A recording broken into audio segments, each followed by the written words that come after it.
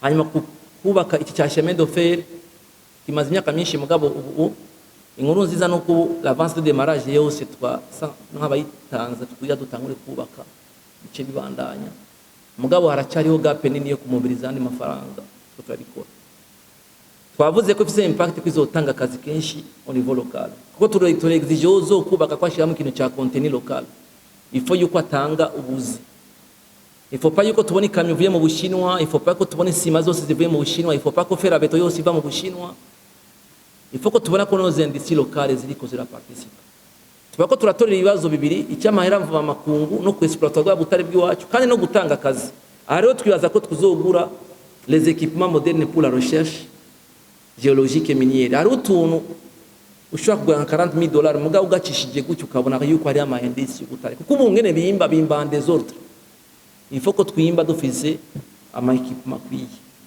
et patrimoine durable kuko birahuye iterambere ridashobora gukingira ibidukikije nanyoye n'ingorane ibyo twashyize imbere ni ibihe nitumere nk'abandi bashaka gusa kumva ibyiza reka turonke na autocritique tuzironke hanyuma turabe ibyo twohindura kuko nibiri mu mico cyane y'abarundi yuko twakira kundi umuntu atubwira ko tutafunze neza igifungo cyane ko twambaye impuzu ifise gatosi ivyo kenshi bitubikunda iyo umuntu ariko arabivuga so kubwo umutima mubi cyane iki ni kugira turabe nge dukosora kuko igihugu ni gwacu tuvuga ndagishimangira kuko iyo les ressources naturelles nk'ibi dufise vya nikere vyande tutabaye prida biducikira ingorane que ça soit ma négociation que ça soit muki kuko bose babihanze amaso bisaba yuko tubikora no ubwenge no bwitonzi bwinshi kugira nibikire ingorane nituje muri malédiction des ressources ama changement climatique aya marisque lié na catastrophe naturelle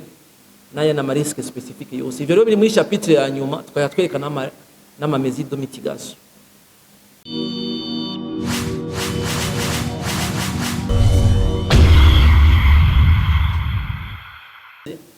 Hariho ligne ya gumigaruka chaque année les mêmes montants abakora muri commission finance barabizi na effort nimwe yakogwa kugira tuze kuraba yuko amahera twashyize ku malinye budgetaire kubijyanye n'imishahara ahuye n'ibyo dusanzwe dufise mu bakozi biwacu kenshi ubagije icyo kibazo bacye batubwira ngo harabaye ama mobilité mugabo gacu usanga rero iyo tuzanye ya raporo ngaha ugasanga hariho ligne yagize 200% ya consommation muri salaire iyindi nayo kiri kuri 0%. Ubu rero tuko turakora un travail conjoint avec tous les chargés des ressources humaines kugira dushoye gushira abantu bose mu bibanza byabo. Iyo rero ikidupermeta kumenya l'impact budgétaire izova kuri mise en œuvre ya politique salariale équitable kuko niyo kidupermeta kuca dushira ko manale mu gihe abantu babaye kote neza mu ma institution à statut spéciaux ko murazi ko batararonka amahera n'ubu kubera donc bitaratungana. Ikindi ni ikintu cya évaluation ya politique pour les fonctionnaires et les agents civils de l'État nibi vyo gutanga amahana na recrutement des fonctionnaires dans l'avancement administratif de carrière pour tous les fonctionnaires n'abagents bose yaba mu abasivili yaba polisi na yandi twagiye turavuga hanyuma ni octroi progressif ya salaire net pour les retraités bitegeko ryagiyemo muri no biji hari twashyizemo amahera de façon forfaitaire mugaye il faut que dukorera cette fois-ci ku mascenario ariyo kugira tumenye ngene bizogenda biduka. L'enveloppe rero tuzokoresha mu bijyanye n'amasalaire pour l'exercice 26-27 dushaka gutegura nuko izova kuri 1173 milliards sur l'exercice en cours ije kuri 1257 milliards en 2026-2027. Les dépenses d'acquisition des biens et services twako turakora na muri commission birasaba yuko tugira ama effort ni nacyo gituma twaje kugira doshoye kwakira vos avis. La recommandation nuko turaba ngene les biens et services tuzigabanya kuzosanga turi muri atelier turi muri réunion turi mu kuzunguruka ainsi de suite. Il faut ko tugira ibintu tout ce qui est atelier bishobora ko tubikorera ahantu kuko biri mu kazi ka misi yose. Il faut ko tugabanya ibi byo kugura ama machine chaque année sans aucune considération. Il faut yuko umuntu aza kugura intebe yabanje kuraba izafise ko zikwiye cyangwa zidakwiye. Il faut ko umuntu agura ama imprimante yamaze kuraba ko izafise zidakwiye. L'exemple nariko ndatanga kare abantu bose muri ministère ya finance bari bateguye kugura ama machine muri no budget muga tubajije muri seni bafise imashini bakoresheje zicaye, on a annulé ibyo byose, seni iraduha imashini ko turi muri leta imwe. Yatanze imashini muri finance, itanga imashini muri primature. Or on avait prévu ça. Aha twogenda rero kuraba le patrimoine de l'État ho byuzuye, usanga imashini zuzuye zimwe zaricaye, mugabo tuguma tugura misi yose. Nicyo twakuye muri commission tutegerezwa gukorera ko, sino ngaha atwaye twabonye ko zitegerezwa kugabanuka de 2% de biens et services, tandis que les dépenses de transfert ziduge de 3%, ko twabonye ko tuzotegerezwa kugabanya amafaranga. Ubu turamaze gukora, twarasabye ama-PTB yo mu makomune kuko la loi réorganisa l'administration communale na l'administration provinciale iravuga neza yuko ubu muri article 103 ya loi yorganisa les communes, iravuga yuko le budget des communes sera partie intégrante ya budget général de l'État. Muri budget tuzozana turerekana les fonds propres zizokora mu makomune n'amafaranga tuzomanukana. Les estimations ziratwereka yuko miliyari zirenga amajana ngaha zishobora kuzidecentraliza tukazitwara hariya kugira abantu bakora ibikorwa bidakeneye ko bajya au niveau central.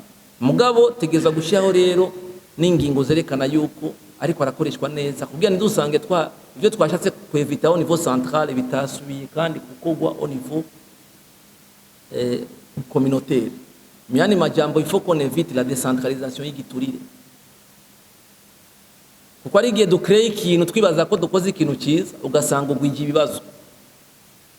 Ni bitubiko turabona muri aya mastructure yagiye arashigwaho, dukura ibyahora bikora leta tukabiha abandi, ukatusanga bibaye plus difficile gusumba uko leta yari bifise. Hanyuma concernant les dépenses d'investissement, aha ndaza ko insista ko beaucoup plus ko twavuze ko turi muri logique ya financement ya économie, aho twifuza kuduza umwimbo, les investissements rero. Les allocations budgétaires zéro zizovaria selon les politiques des ministères à mettre en œuvre qui diffèrent d'un ministère à un autre, muga tugatena compte des priorités du gouvernement au niveau ministériel, aho twagiye turafixa ivyo twita les activités phares. Muri ya nama navuze twagiranye n'umushikanganje wa mbere n'abashikanganje bose, twagiye turumvika les activités phares, hama tukaraba l'interconnexion hagati yazo. Rero les dépenses d'investissement sur ressources intérieures zizoba de 1187 milliards en 2025-2026, tuzoziduza kuri 1945 milliards sur 26-27. C'est une augmentation de 63%. Il faut que les investisseurs sur les ressources nationales ziduga de 63%. Ya mafaranga twatoje, il faut que tuyakoresha mu kuduza les investissements. Ivyo rero tegezwa kuveya yuko ama activités zose dufise muri budget irimo ari réellement des activités d'investissement. Hanyuma zizobana ziduka gushika muri 2029 kuko turi muri logique ya émergence na développement. No kuma dépenses d'investissement financées sur les ressources extérieures nazo nyene selon ivyo turiko turakorerako zitegerezwa kuduga. Twafashe umwanya wo kuganira nabo muri commission kubijanye ati iyi augmentation y'ama ressources extérieures mushira kwa amaso cyane niri en contradiction avec l'objectif d'ici à vision ivuga réduire progressivement la dépendance vis-à-vis de l'aide. Oya nibiri en contradiction, ahubwo ni complémentaire kuko n'umuntu ushobora kuca umwikura kubwo nyene kandi budusipoza yuko ari aba partenaire au développement baratwakompanya mu byo turiko turakora, nibaza kudufasha baratwakompanya nazo nyene zizoduga izo dépenses kugira twerekane iyi renforcement ya pure partenaire byo tumazemo iminsi turondera abagwiza tunga bo muri privé baza sufrome ya PPP cyangwa baza na maideye n'ibiki ivyo tubikora kubera iki? Kubera no munsi les partenaires classiques dufise notamment la Banque mondiale, la Banque africaine de développement n'abandi, kubera icyo bita risque pays u Burundi bufise, les investissements directs étrangers ni nkeyi cyane ziza. Hanyuma ni dufise accès ku ma fenêtre de financement, iyo dufise kuno munsi n'amadon gusa, n'amadon nayo n'ama préconcessionnaire usanga ari ibintu baguha baravye kuri PIB yiwawe, kandi mu kubiguha babiguha baguharurira hari andi mafenêtre rero twoshobora gusaba ko amadeni mugabo no munsi utari kuriwe rero ko no munsi dufise iyo contrainte reka turondere abandi bantu tuzakorana sous forme ya PPP canke dukorana aba diaspora baze ko investisa nico gituma mubona tugira twigoro twishi cyo kuja kurondera abandi bantu tugakorana muri PPP ko PPP twese twamaze gufata risk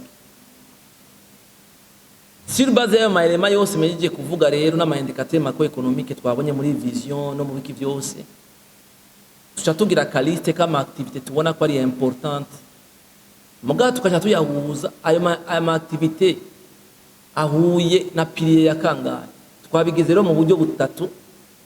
Pilier ya mbere ya vision ni engagement de l'État ifise objectif zibiri no kurenforcer ibintu vya transparence, kurenforcer l'administration n'ibiki byose. Pilier ya gatatu jani ibintu vya équité sociale, c'est le développement du capital humain. Ivyo kwigisha abana, kubavuza, abarotrete kubafata neza, kubaha uburaro bwiza. Aha rero la liste y'ivyo twafashe icambere digitalisation de l'état civil na production ya carte d'identité biométrique. Ati kubera iki mwatangure kuri cyo kintu? Sans la maîtrise de la démographie nta kimwe twoshobora gukora. Uno munsi hageze yuko du planifia le nombre de vaccins des enfants de moins de 5 tuza gushira mu makomine usanga kenshi tudafise ibiharo dukorera ko bimeze neza. Ko twakoze recensement 2024 tuca tukira des projections. Si les hypothèses zitameze neza les projections ziba zimeze neza. Muga dufise carte d'identité biométrique ni état civil imeze neza.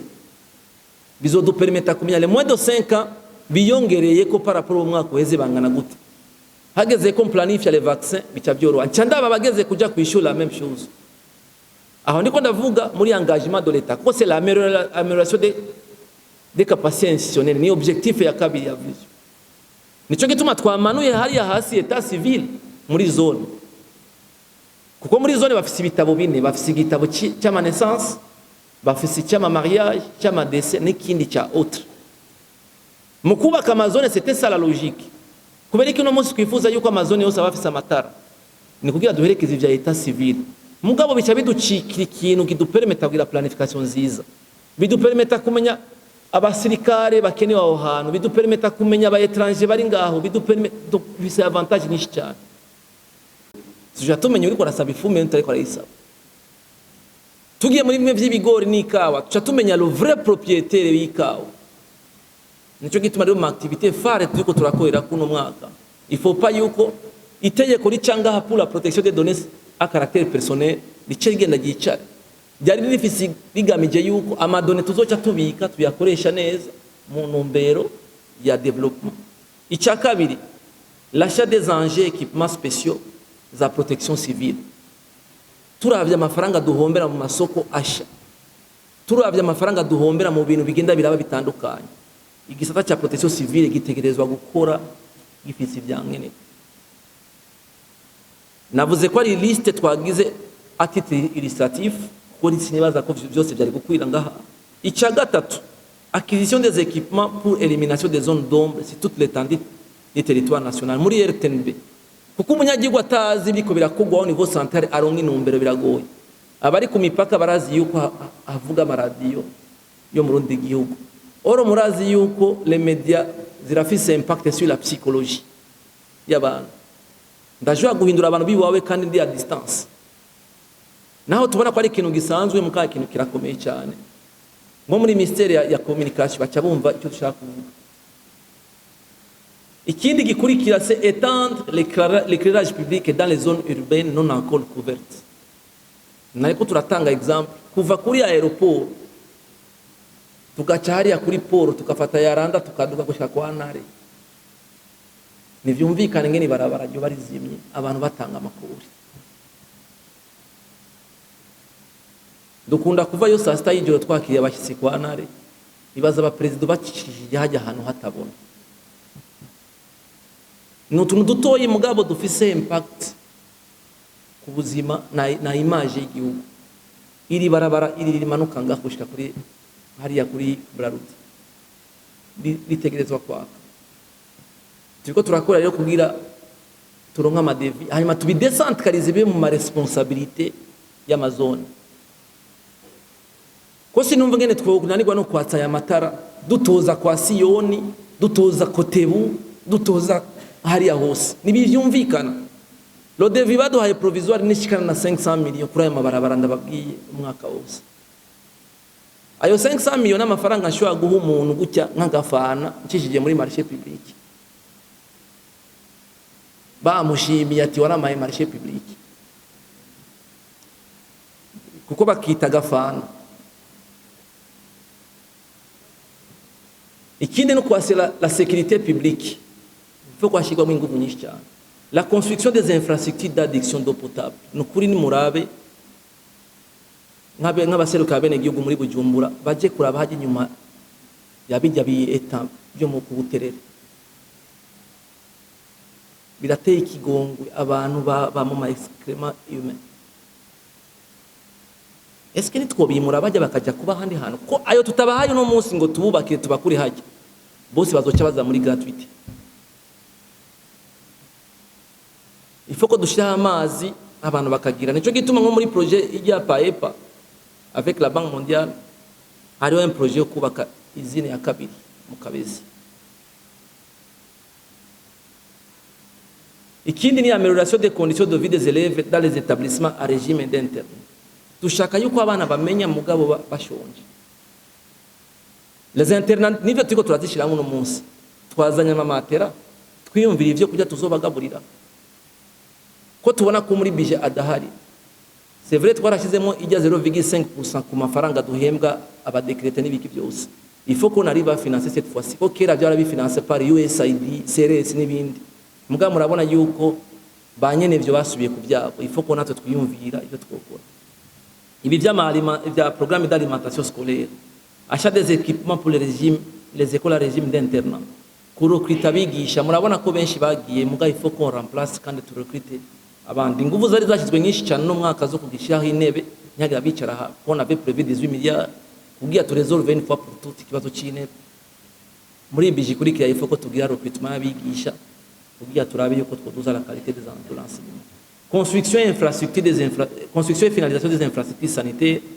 Muri santé bavuga ati dukeneye gutangura zindi shasha il faut ko kwijabe ama hôpital de district kwijabe ihera mu Kamenge ihera mu Kabezi ihera mu Isare ihera Ibusoni ihera ijya ya Ikarusi Nyabikere ihera du finaliser quand même tugire des infrastructures zaheze nitugume dutangura zindi shasha n'izindi zitarahera. La prise en charge des personnes vulnérables bimwe vya kame vyose, opérationnalisation de la politique sociale y'aba retraités, acquisition des médicaments et réactifs pour les laboratoires. Nk'ubu dufite ikibazo cyinshi cy'amafacture y'amadialyse y'abantu bari mu retraite. Ugiye kuraba amafacture turonka za Kira za Tanganyika keya dutegerezwa gufata en charge birarenze. Gratuité des soins des enfants, il faut que tu yatanguye ari politique ishigikiwe n'aba partenaires mugabo barakuyemo karenge mugabo on doit maintenir iyo politique. Construction de la tribunaux de résidence et de grande instance. Ko dufite 451 zones il faut que dushira ama tribunaux de résidence kugira tugabanye ajya mariere judiciaire usanga yuzuye ahantu hose. Hanyuma ivyo niyo twashoye kubona muri pilier ya mbere ni ya kabiri équité sociale, engagement de l'État na équité sociale. Muri pilier ya kabiri ni ya kane efficacité économique na écologie et patrimoine durable kuko birahuye iterambere ridashobora gukingira ibidukikije nanyoye n'ingorane. Ivyo twashize imbere ni ibihe murabona ko hari ama coopérative menshi cyane tuko turashikira aba jeune ko tubaha amarundi bakimba tukakrea de l'emploi mugabo butare bugaruka kuri leta kugira dushoye kushora turonka amahera mva makungu. Tubako turatorera ibibazo bibiri icyamahera mva makungu no kwexploiter bwa butare bw'iwacu kandi no gutanga akazi. Aha rero twibaza ko tuzogura les équipements modernes pour la recherche géologique et minière. Hari utuntu ushobora kugura $40,000 mugabo ugacishije gutyo ukabona yuko ari ama indice y'ubutare kuko ubu ngene bimba en désordre. Il faut que twimba dufise ama équipement kwiye. Continuité à politique de subvention des engrais et des semences mugabo avec une réflexion ngene tubisuya tukabitunganya neza. Kuni twumva ngene tugoma tuko turagura ama semences hybride misios kandi hariho n'abandi ba developer izindi ziri ngaha localement. Il faut que tubikora cyangwa ibyo gutanga les engrais chimiques. Est-ce que abaronka engrais chimiques bose ils doivent être traités de la même façon. Ko harimo article muri loi des finances ivuga yuko tutegerezwa kugira des progressions. Uguze umufuko umwe kuri 5 ategerezwa kuba subventionné mu 60 combien plus. Uguze itanishika ku 10 ari subventionné à hauteur de combien. Uguze imifuko irenga 10 ari subventionné d'autant. Mugabo no munsi bose bari de la même façon. Il faut qu'on arrive cette fois-ci à catégoriser. J'insiste kuri ico kuko sinzi ko ari incompréhension cyangwa no gushaka kutumva ibintu kw'abantu. Iyo umuntu ariko arabivuga gutyo d'autres barekipera yuko turiko turagwanya imigambi yatanguye. Loin de là. Kuko muri politique kuri yo auto-évaluer ukiajusta en fonction ya ma réalité. Nitumere nk'abandi bashaka gusa kumva ivyiza, reka turonke na autocritique tuzironke hanyuma turabe ibyo twohindura. Kuko nibiri mu mico cyane y'abarundi yuko twakira kundi umuntu atubwira ko tutafunze neza igifungo cyane ko twambaye impuzu ifise gatosi, ivyo kenshi nitubikunda iyo umuntu ariko arabivuga. So kubwo umutima mubi canke iki ni kugira turabe nge dukosora kuko igihugu ni gwacu tuza kucyubaka. Installation ya mapepiniere ya avocat na café dans toutes les provinces. Kuko nivyumvikana ngene umuntu aza gutora imivyaro avuye igisura akajya mu Kinyinya ko si bose bafise moyen de déplacement. Il nous faut dans chaque zone au moins des pépinières. N'amavoka ko la politique y'amavoka gituma tuyivuga umugambo uri ku butegetsi ari budefinisa la politique igihugu gikuri kigenderamo wabishize imbere. Il faut yuko le ministère ibifata pour l'encadrement. Ibi vya greffage nibizokora nibiri mu ma responsabilité y'umugambo, biri mu ma responsabilité ya ministère sectoriel. Umuntu akamenya ivya poma n'ingene agira iki byose biri mu ma responsabilité ya ministère. Comme rero vyamaze gushigwa imbere avec l'objectif d'atteindre au moins 2 millions de tonnes ya ruhere muri 2027. Qu'est-ce que nous sommes en train de faire au niveau du gouvernement pour accompagner iyo politique? Construction des laboratoires vétérinaires naho nyene. Kuko ni tout simplement yo kuvuga ama centre nécessaire nibiki, il faut des laboratoires. Tuzofinaliza ama centre nécessaire ko ari hatanguye kubakwa. Ikindi ni construction des ouvrages d'irrigation collinaire nazo nyene zirakenewe kugira ya saison 7 tushoye kuyikora neza. Construction et réhabilitation des routes nationales et provinciales. Ubure amabarabara amwe au niveau provincial adakomunika kubera usanga ari kiraro gusa cyacitse. Il faut ko turabe ivyo biraro mukavyidentifia. Ni nayo objectif yo kuba turi ngaho no munsi kugira turekeye vos avis. Kuko mwe mu mwaragiye mu bene gigwa ariho byinshi mubona twe tutabona turi mu biro. Ukeneye gushira mu ngabo. Hari ikindi cyo kuraba ngene twozyaza umusaruro Tanganyika. Murabona Tanganyika umengana ikintu kiri ngaho nta transport lacustre tugira. Ibarabara rya Rumongo ricitse bica bihagarara tutegezwa gusubiza muri RN7. Murabona ivyo musumba iri kwirakora mugase pour le transport international. Est-ce que ni navyo twokora hagati ya Bujumbura na Rumonge na Nyanzaraki? Kuko mu Tanganyika nambute yajiba. Ndiko ndabwira abikorero twabo bari ngaha ngene boshiramo amafaranga muri ivyo bintu. Kuko mu Tanganyika nambute yajiba. Mugabo tuyibona gutyo nitwe turakosha vya tourisme sinabivuze navyo nyene. Ivyo rero nibaza ko twobikorera. Hanyuma ikindi ni viabilisation et restructuration des quartiers. La planification urbaine c'est ni problématique. Murabona fashe nka hajya haruguru inyambuye ubuhuzuye amazu. Twebwe tuba kubinerekwa tukijayo twari tuzi ko tazoshikira. Amazi yose twarayegeranya ku mabati tukaturunika mu Kamenge. Amazi twarinze dukura tubona amazi aca mu nzu y'abantu. Mugabo no munsi turi hariya hejuru y'amazi yose yagenda yinjira no munsi turayakanaliza neza tukaca turungikira abantu. Oro miserege bakoze mu Kamenge ni ya kera hajya hataraja amazu. Uno munsi rero natwe kubinerekwa twashikiriwe ko ari abandi bari hariya hejuru. Na muferegi n'umuhari. Amazi yose ava ku mabati akacamanuka ugasanga yinjiye mu bazu y'abantu. Ni ya makatastrophe mwumvise yabaye hajya. Restructuration murabona kuva abo bake bo bakujya muserege gushika kuri Skepers hepfo bake bamirwa neza. Mbwa twabikoza abantu bagiye.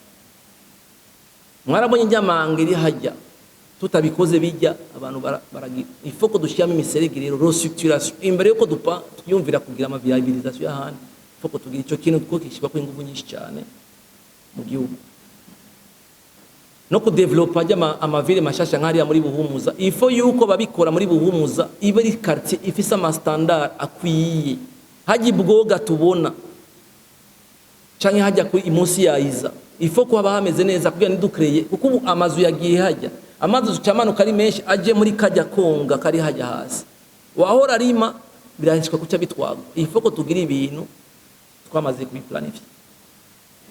Construction des bureaux de certaines institutions, kuko la politique nuko tuva mu byo gupanga. Obere ifise ngaha un projet yatanguye kuva kera, mugabo no munsi itarahera. Ifo ko turaba ngene tuyiheza kugira twimuke. Uwo tupangiye no munsi atudugirije ko deux fois, c'est à prendre ou à laisser. Urumva rafise ububasha ko kontra yaraheze. Ifo yuko tunyarutsa turabe ngene byogenda. Iyo ni example natanze imwe muri zindi, ari ahantu henshi dupanze bica bituma ta migambi tuhakorera irama. Ikindi ni electrification des zones urbaines et semi-urbaines, hanyuma kubaka iki cya chemin de fer kimaze imyaka myinshi, mugabo ubu inkuru nziza no ku l'avance de démarrage yose nk'abayitanze tukuya dutangure kubaka bice bibandanya, mugabo haracariho gap nini yo kumubiriza andi mafaranga ko turabikora. Twavuze ko ifise impact kwizotanga akazi kenshi au niveau local, kuko turexige zo kubaka kwashiramo ikintu cya contenu local. Il faut yuko atanga ubuzi. Il faut pas yuko tubona ikamyo vuye mu Bushinwa, il faut pas ko tubona sima zose zivuye mu Bushinwa, il faut pas ko fera beto yose iva mu Bushinwa. Il faut ko tubona ko nos industries locales ziriko ziraparticipa. Protection de l'environnement par la plantation des arbres forestiers, navyo nyene ibi turiko turagira byo kwimba ubutare, muga il faut ko tu préserve l'environnement. Installation ya macourbe de niveau nacyo nyene kirimo. Aha rero nagenda avuga binini twibaza ko twoshimikira, mugabo twabibuza neza ko twabizanye kugira turonke ivyiyumviro byanyu bidupermeta kuronka ama input n'ama enrichissement byo tugiye gukora. Chapitre ya nyuma rero nako ndavuga rero yoyo ihagara cyane cyane ku ma risque budgetaire. Ibyo byose twavuze kweri tuzokwegeranya amafaranga, ko twashyizeho uburyo bwose bwo kwegeranya amafaranga duciye kuri twa tumashini. Est-ce que turiko turakora neza? Shimire honorable Petroni yaduhaye ama information ko twavuye ngato babwira ati muze muradufasha. Aho tugenda ahantu ukagura ikintu ci miliyoni 21 bakaca baguha facture imiliyoni 4, tukaca dusohoka tukagenda. Hijaje twaragize descente ugasanga ibatiri kuri 15,000 dumzas, ntaho byakabaye. Ugasanga ama plafond ari ku bihumbi 16 kuri facture batanze, mugabo zahawe bamwe muri twebwe kandi twavyemeye. Ayo sina ma risque budgetaire ko je techniquement twe twaguze les machines à facturation électronique twazitanze, mugani ziriko zirakora ibyo tategezwa gukora. Mugari rero gono rugamba gwa twese sugwa twenyene mu ma risque budgetaire cyo kirimo. Risque budgetaire ya kabiri, est-ce que on n'est pas en train de surfacturer mu bintu byose tuzana muri marché public? Ikintu bazi imisi kitugora mu materiel, icupa ry'amazi naho twoja kuri Royal Palace afise sale zitatu, ugasanga hamwe ni ministère ya intérieur, hamwe ni ministère ya finance n'undi. Ucibabaza ati icupa ry'amazi muri proforma mwazanye riri kurangara, usanga dufise ama prix atatu kandi icupa ryakoreye Bujumbura. Ayo sona ma risque budgetaire kuko ampermeta kono no buryo natwe ko turakoresha. Ikaramu stilo biki yategerezwa kuba ari ku giciro kimwe. Ivyo byose tuko turavuga rero mu gihe tudaronse ugushigikirwa n'ibindi bisata nibibaho. Ama risque budgetaire yani mvuga muri santé par exemple, facture basoye pour les enfants de moins de 5 ans. Turafise deka na son excellence yarayivuze aho yagiye mu bitaro muri Burunga hariko 17 femmes césarisées, mugabo wagena mu bitaro abo nubabone, mugabo baca barumika muri finance pour paiement. Ayo sina ma risque budgetaire yotuma tudashika kuri zino hangira. Ibi byose tuvuga ko tuzokura amafaranga mu kugurisha ibigori bya Nagesa, tuzokura amafaranga mu kufata ubutaka, iyo bitakozwe bikurikizwe ni ya ma risque budgetaire sinshobora kukwiza amataxi. ivyo birashobora kuaffecta non seulement la stabilité économique et budgétaire. Mugabo rero il faut ko dushiraho des mesures de mitigation. Ayo marisque ariyo amarisque macroéconomique twayiko turavuga, la dette ni risque macroéconomique, masse monétaire ni risque macroéconomique. Ama entreprise publique yiwacu tuguma dushiramo amafaranga ataza n'umusaruro, nayo nyine aradutera ibibazo. Nk'ubu tugiye kuraba kwino saha ari ama entreprise publique usanga afise amafaranga yicaye natwe tugenda gusaba amadeni mu mabanki. Or les banques iyo duhamagaye amabondi trésor n'ama obligation baduha kuri amafaranga yacu nyene yicaye mu mabanki yabo. Kuko INSS nifise banki, ONPR nifise banki, Regideso nifise banki. Kuko irazi neza ko les milliards dufise ku makonti tutayakenera. Or tuba dukeneye amafaranga dufata kuri marché finance sur une période iri courte. Aravuga reka mbe ndayakoresha niba yansaba nzomenya nk'icyo nkora. Or turonse information en temps réel, nicyo tuma turagira recensement des comptes publics bidupermeta kuza gukoresha yani mafaranga y'amadeni muga twamaze gukoresha yadufise. Eyo sina mariske utegerezwa kugira. Le risque est lié au secteur financier. Au niveau du secteur financier, il y a un risque ikomeye cyane. Ibintu byo gutanga amadeni sans garantie. Amadeni n'aba provisionné. Kuko iyo umuntu ahomvye urazi ko byose bica biherera muri berbe. Byose niyo bica biherera.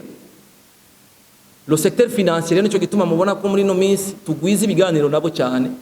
Kuko nabo barafise rero ikomeye cyane muri ivyo bintu. Les risques institutionnels nazo nyene. Ugasanga twarabuza ama réforme mugabo nta nzego twashizeho. Les directeurs provinciaux, aba chefs de département n'abandi ugasanga n'ibyagiyeho. Cyangwa ibyo twashizeho ugasanga bacyafise utunenge. L'exemple notanga ibi bya programme twavuze ko dushaho inzego. L'objectif est kwari kugabanya la bureaucratie. Sindi ko ndishima mugana nk'exemple muri finance twari dufise abadeje bashike bangahe mugabo dufise 4 DG gusa. Les services zimwe twagiye turabifatanya kugira tugabanya. Mugabo dans d'autres ministères, ça a été une occasion de créer d'autres. Bisaba reko cyatugena évaluation yuko l'objectif poursuivi au départ yabaye atteint. Hanyuma rero na mariske ari lié aux ressources naturelles. Ikindagivuga ndagishimangira kuko iyo les ressources naturelles nk'ibi dufise vya nikere vyande tutabaye prida biducikira ingorane. Que ça soit ma négociation, que ça soit muki kuko bose babihanza amaso bisaba yuko tubikora no ubwenge no bwitonzi bwinshi kugira bikire ingorane nituje muri malédiction des ressources. Ama changement climatique aya mariske na mariske lié na ma catastrophe naturelle na ya na mariske spécifique yose. Ivyo rero biri muri chapitre ya nyuma twayatwerekana na ma mesures de mitigation. Voilà mu majambo make nyeniteka ivyo twariko turapresenta comme un document. Navuze yuko atari document tuza tuje kwemeza cyane kugira iki ni kugira ido permettre kugira le débat d'orientation budgétaire. Ibi twakoze koko bira refleta les aspirations du peuple à la base. Na bindi byo kongere kwa twobikora gute ni muri yo numbero rero twaje ngaha gushikiriza ino document. Twavuze ko ari ubwa mbere ikozwe ishobora kuba ifite utunenge kuko igikorwa cyose cyakozwe n'umuntu kiba gifite utunenge. Aho dukeneye yuko tworonka vos contributions kugira dushiye kuyameliora hama dushiye kuyigarda kuko iza muri mu madokima ya reforme turimo ibi bya budget programme. Murakoze.